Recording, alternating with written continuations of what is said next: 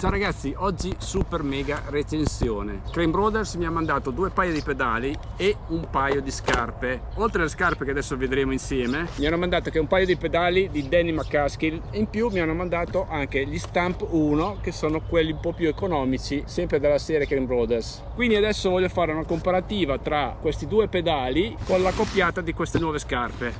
Intanto apriamo, vediamo come sono fatte. Wow!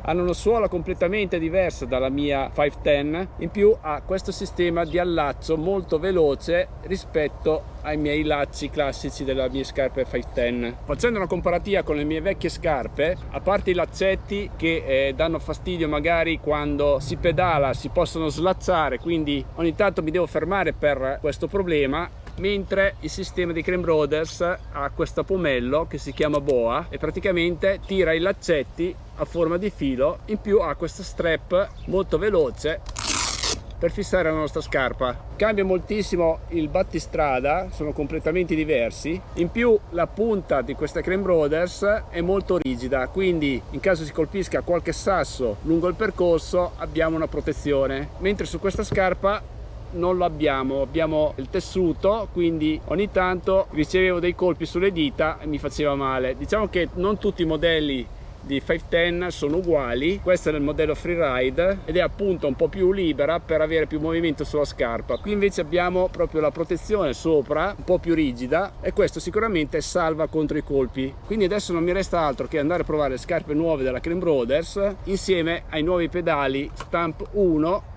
e agli ultimi Stamp 7, che sono identici ai miei però con le grafiche Danny McCaskill, ma più che altro sono curioso di capire se ha più grip con le sue scarpe dedicate della stessa marca.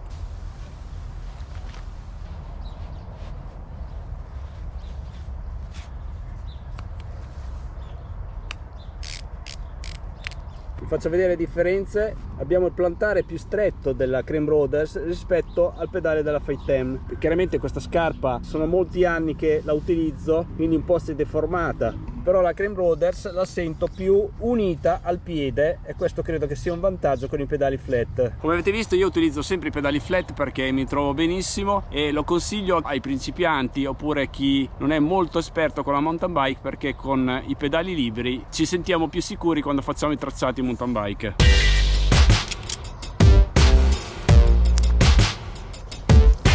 Adesso vado a provare l'abbinamento scarpa e pedali Crane Brothers con gli Stamp 1, quelli più economici.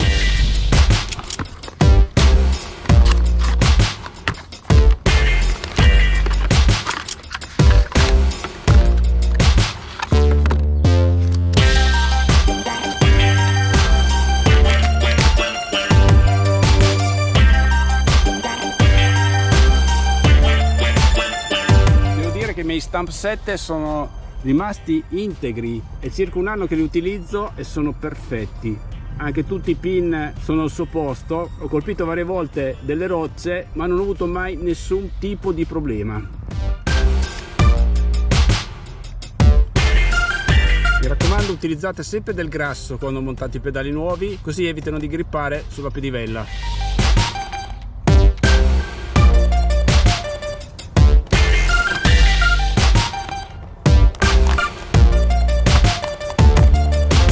Ok, pronti, proviamo i Stamp 1, vediamo come si comportano. Via!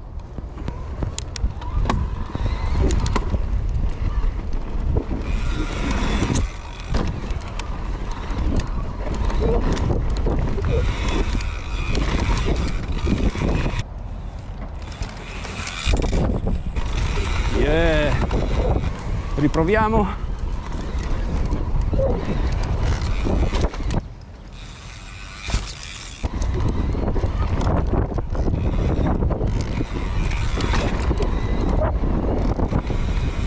Andiamo sulla rampa.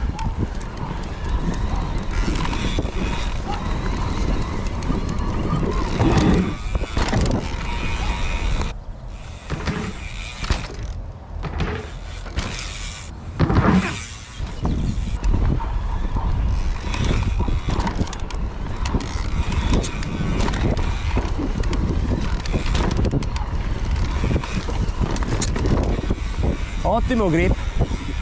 Ah, queste scarpe ragazzi sono incredibili, mi sento un tutt'uno anche con questi pedali più economici, veramente un gran grip. Ora proviamo nella pista BMX.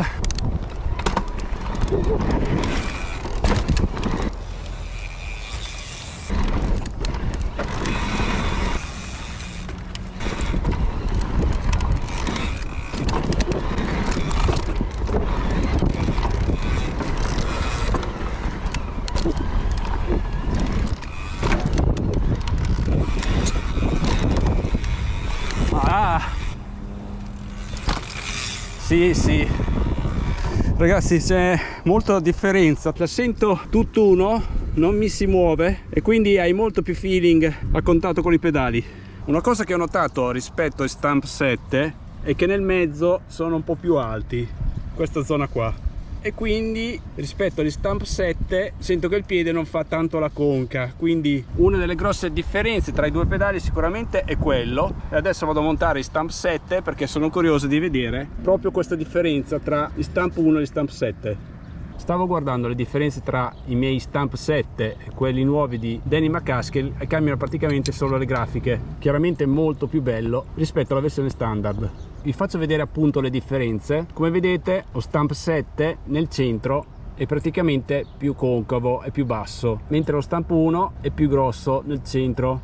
Quindi il pedale Stump 7, il vantaggio è che il nostro piede sta più concavo e quindi con maggiore grip.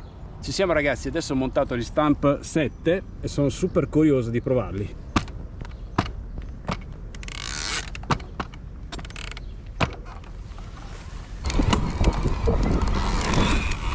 Oh, che differenza subito! Yeah.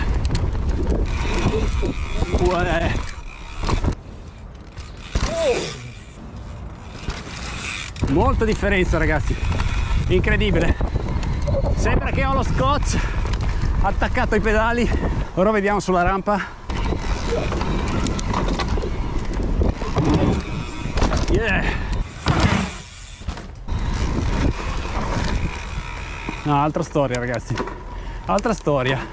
Sembra di andare in giro con i pedali a gancio. Ok, proviamo la pista BMX.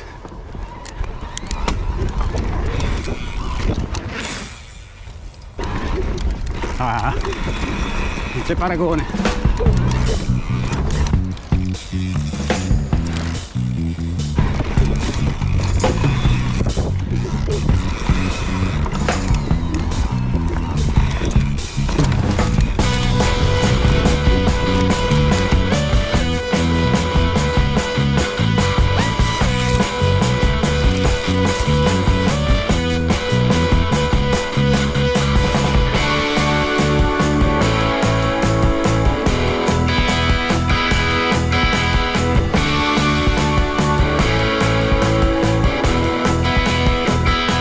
Ok, dopo un bel test direi che scarpe approvate, mi sento benissimo, è come se le avessi da tanto tempo, anche se sono nuove di pacca. Poi a togliere le scarpe un attimo, strap, sganci il boa tirando verso l'alto e si sfila al piede. Questo attacco è geniale, si preme e si avvita e vedete che si tendono i fili per tenere la scarpa ferma. Quindi Stump 7 promossi a pieni voti, mentre lo Stump 1 è dedicato a persone che iniziano. Per iniziare, tra virgolette, i principianti oppure quelli un po' più esperti, lo Stump 1 va bene, anche perché è un prezzo più abbordabile rispetto allo Stump 7. Però se volete fare un upgrade molto importante sulla bicicletta come i pedali, gli Stump 7 secondo me sono il top. Poi una cosa molto bella di questi pedali è che hanno la taglia, cioè vuol dire sono più larghi o più stretti. Io vi consiglio la L se avete una misura superiore a 43 come numero di scarpa. Questi li monterò sicuramente sulla mia bici da street e poi questi qua saranno i miei nuovi pedali della mia e-bike. Comunque trovate questi pedali nella descrizione del video, sia per gli Stump 1 che gli Stump 7 e anche le scarpe.